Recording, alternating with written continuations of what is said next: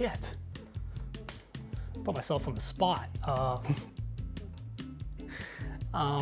Where am I right now with my depression and anxiety? Let's start there. I've been feeling really, really, really great. I want to get closer. Yeah, it looks good. Since I've been back in New York. I started these self-care Wednesdays. Every Wednesday I do something, but every other Wednesday I involve mushrooms. I know I talked about that before, but I don't know, I just think I kind of give a snapshot into what I kind of was going through when things got really bad. Being back in this apartment was something terrifying me since I left in July 2020. During COVID quarantine, living alone in a studio apartment in New York City when COVID blew up, and there was pretty much nowhere else in the country besides like San Francisco and like Oregon. But being in New York when it shut down was a lonely place. I guess like the best way to describe it is when it started, kind of felt cozy, I think, for everybody because we didn't really know what to expect. But as it carried on, work got busier. Consulting on top of that. I mean, consulting is just busy all the time, but work got busier. There's more responsibility, and my mood was dropping really fast. I wasn't, slowly over the weeks, I was sleeping less, I was drinking more, I was smoking weed more, I was more and more irritable, I hated myself more and more, and work got busier and busier, and I was less and less confident as work got busier. And that's just a fucking supernova of anxiety and depression just blowing up, and that happened to tens of millions, hundreds of millions of people. By June of 2020, that's when I was kind of sleeping headfirst in this sleeping bag, and putting on all the pressure on Colonel Puss Puss to boost my mood a little bit. It's a lonely fucking place.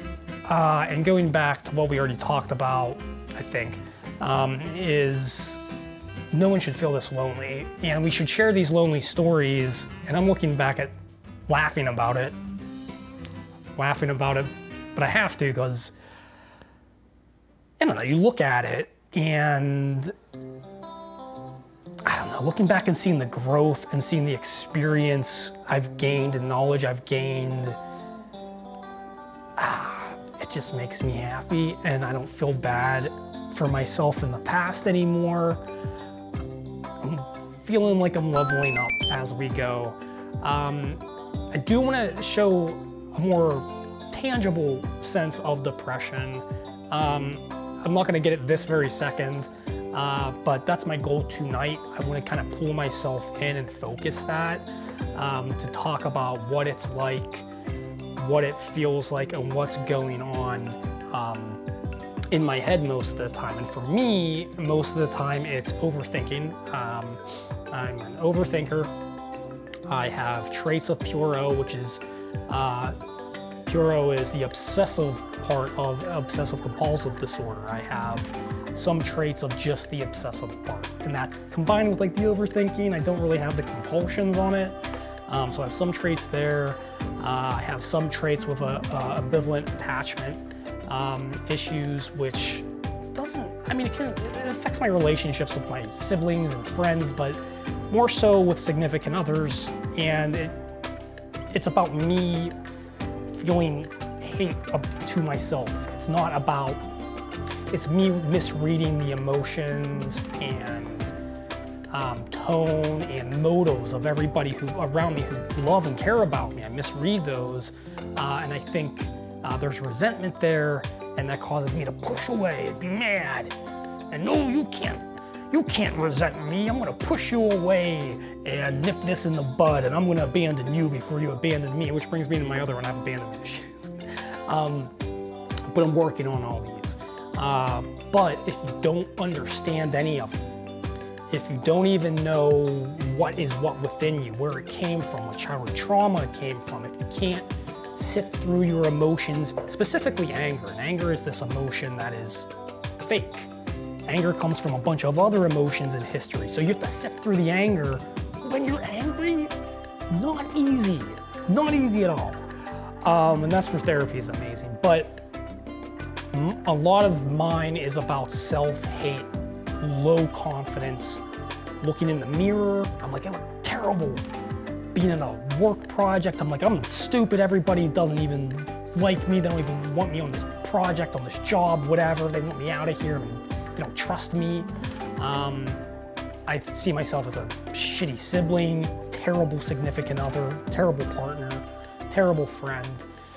And I beat myself up every day until you're down on the ground.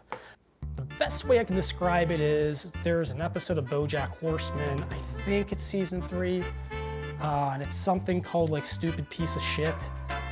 That is one of the best visions of depression I have seen in media. I'm sure there are other great ones out there and I would love to hear them. I just comment those. Let me know, because I want to watch those and annotate those too. Just flood them with me.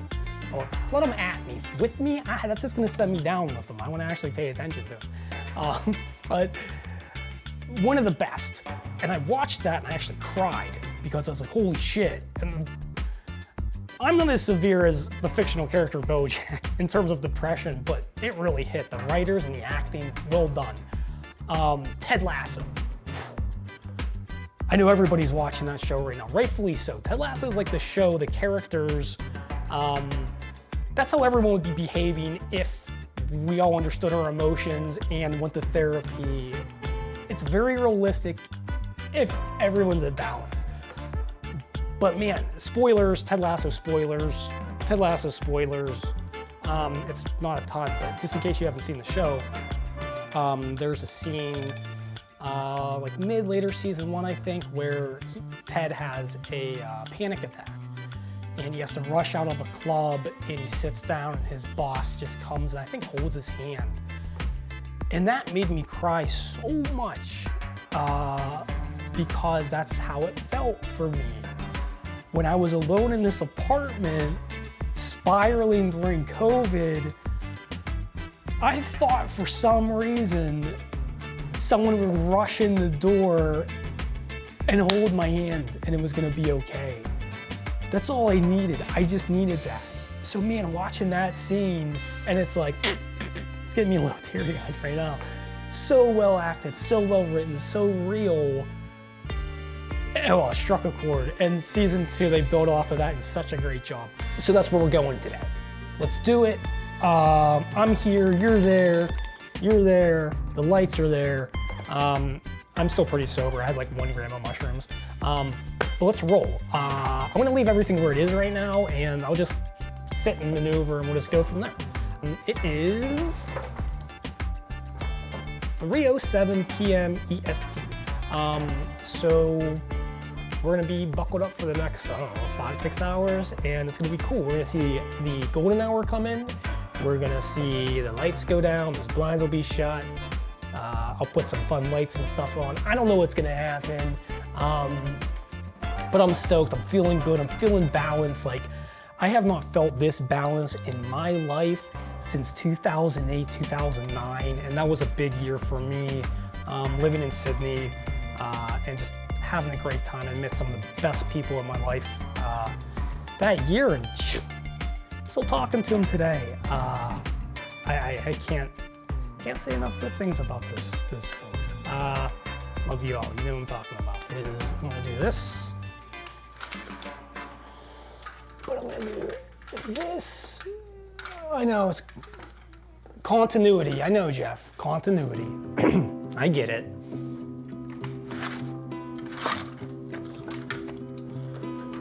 But I just want those both down, but letting light in for now. Cool. Awesome.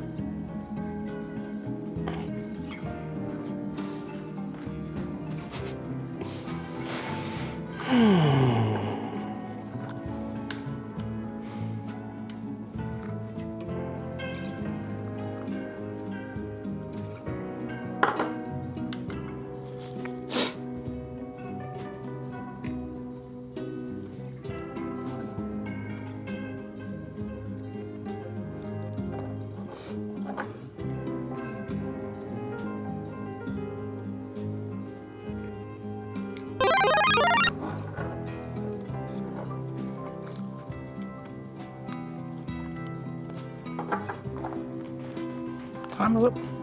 I have Summoning Salt on in the background, and Summoning Salt is one of my favorite YouTube channels. It just chills me out, and I learn about video games, and I get to learn about all the world records behind it. It's like a lullaby weighted blanket. Oh, it's the best. Love you, Summoning Salt. Puss Puss loves ya. Jeff Lorison loves ya.